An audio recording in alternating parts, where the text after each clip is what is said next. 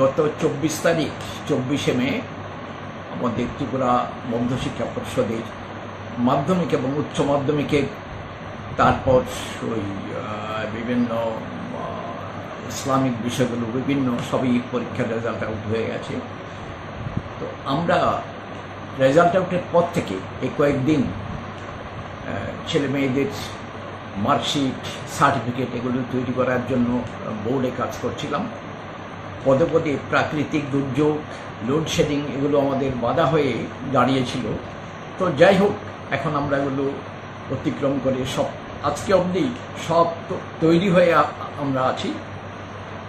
আমি অনুরোধ করব সারা ত্রিপুরার যে সমস্ত ছেলেমেয়ে ত্রিপুরা থেকে ত্রিপুরা মধ্যশিক্ষা পর্ষদের অধীনে যে সমস্ত ছেলে মেয়ে পরীক্ষা দিয়েছে, ওই ছেলে মেয়েদের স্কুলের প্রধান শিক্ষক অথবা শিক্ষিকাগণ যারা আছেন অথবা তাদের প্রতিনিধি আপনারা কালকে আসুন।